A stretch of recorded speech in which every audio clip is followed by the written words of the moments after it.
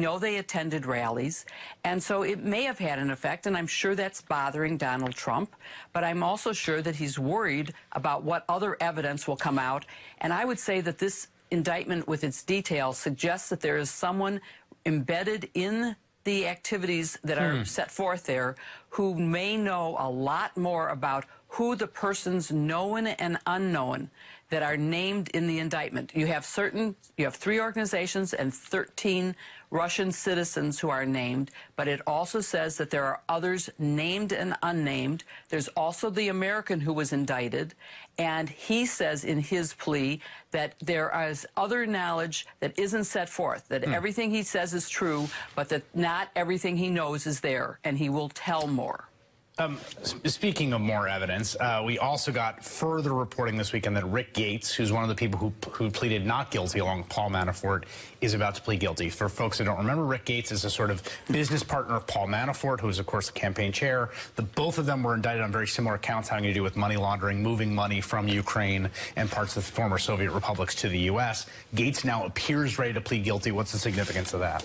So here's a data point from Mueller's bio that I think is very revealing. He left a cushy job where he's a partner at a firm making a lot of money to be a homicide prosecutor in D.C. in the 90s. He's going after people like Mueller. I mean, he's going after people like Papadopoulos and Flynn. Like, he thinks they're low-life thugs, like he used to prosecute back in D.C. So I think he had a little sit-down with Gates, where Gates said, okay, I can give you information about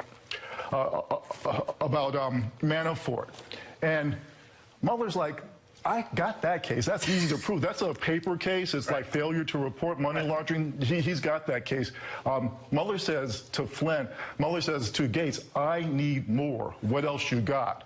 And again, I think that's why we see this guilty plea. That's an interesting point. So your point is that cooperation on the charges as stipulated against Manafort isn't even that helpful because so many of those charges are, you say, paper case. Either he did or didn't do the things as documented. You think the fact he's willing to plead guilty and that might be accepted suggests that there's more that he has to tell. Mueller is aggressive, and he's tenacious, and he's detailed. He's charged 5 Americans with crimes. 4 out of the 5 have already pled guilty or, like Gates, will plead guilty. Yeah. Jill, where do you think this goes next based on what you were able to glean from this indictment?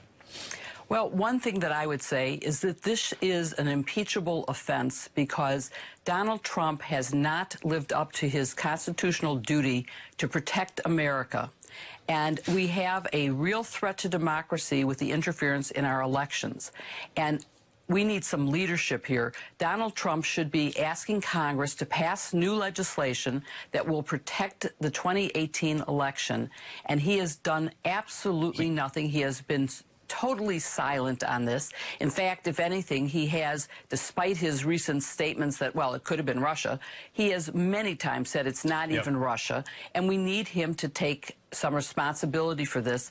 I think that this is the first step toward an impeachment because this is an impeachable offense. The dereliction that you see here. It is a dereliction of duty, absolutely. Jill Wine-Banks and Paul Butler, thank you both. Adam Davidson's a staff writer for The New Yorker who's reported extensively on the president's web of foreign deals. And I wanted to get your response. I thought this is a very interesting tweet from the president in this tweet storm this weekend. Funny how the fake news media doesn't want to say the Russia group was formed in 2014. That, of course, is the sort of propaganda network. Long before my run for president, maybe they knew I was going to run even though I didn't know, which seems dangerously close to leading people to a theory of the case that's very associated with the infamous Steele dossier, the idea that Russia was cultivating him from the jump. Yeah, there was a lot of odd tweets this weekend. I mean, I think, you know, the word unhinged has been associated with Trump tweets for a long time. But this weekend, I think, it really was an unbelievable level of desperation and just seemingly coming from a confused mind. But absolutely, the idea that the Russian operation started in 2014 is not good news for Donald Trump. This means that there was a well-planned, at least according to the U.S. law, criminal enterprise. And that doesn't mean that he had to be colluding or be involved from the beginning, but the fact that that enterprise existed and that we know for sure his campaign had some interaction with it. We don't know the full extent. This is not good news. I don't know why he thought it would be something to celebrate. Well, and it sends you back to the sort of fateful. There's a great article in your magazine, New Yorker, about the Moscow pageant. It sends you back to the sort of that moment, and Agalarovs, who you've reported about and looked into, who are of course the intermediary through which one of the points of contact was made. This is amazing.